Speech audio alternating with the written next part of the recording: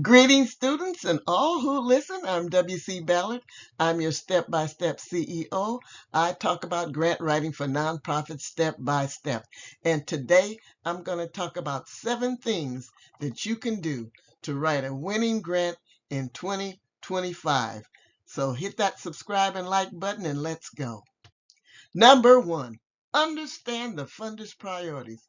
Study their mission and focus areas, past grants, funding criteria, strategic goals, and then align your proposal tightly with what they care about. Number 2, craft a clear, compelling narrative. Tell a story, guys. Define the problem, your realistic and innovative solution, and why it matters. Use clear, jargon-free language with strong emotional and logical appeal. I'll repeat that. Emotional and logical. You're going to combine the human element along with your statistics and your facts. Number 3, define specific, measurable goals and objectives. Use those SMART objectives. Specific, specific, measurable, achievable, relevant, and time-bound.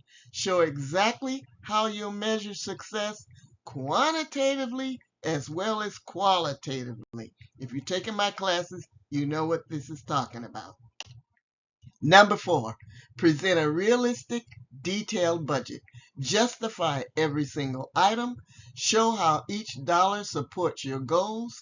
Make sure your budget aligns with the narrative and your goals and objectives and is mathematically sound, demonstrating that your project is well planned, feasible, and financially responsible.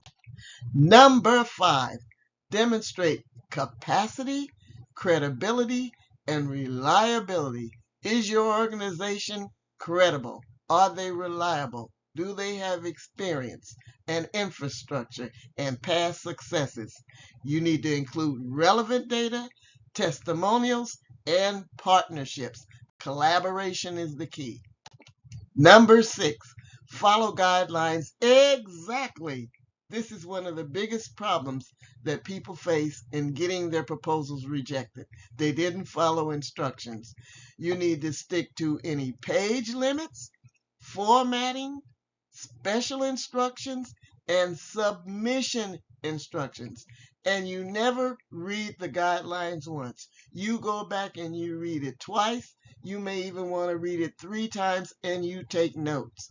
Don't give reviewers a reason to discard your proposal on technicalities. And finally, number 7, review, revise, review, and then revise, and seek feedback. Get outside eyes to read your draft, preferably someone unfamiliar with the project.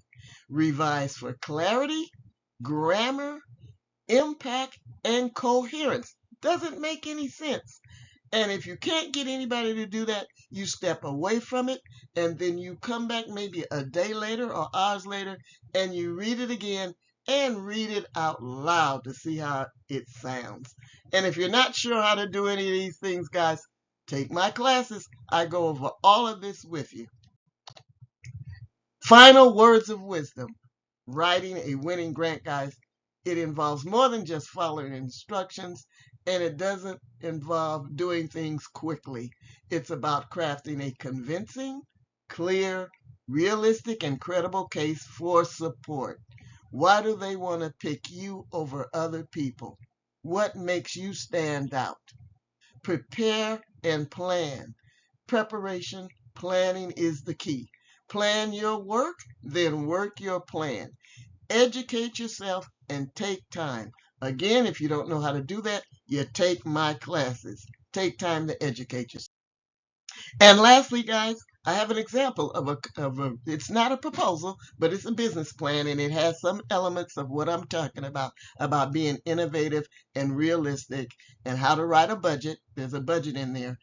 And I also have a video on the difference between a business plan and a grant proposal. So right now I'm talking about a grant proposal, but they have a lot of similarities in them.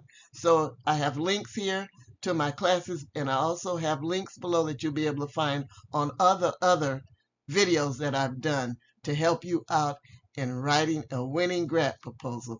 Guys, that's it. This is W.C. Ballard, your step-by-step CEO. Check it out.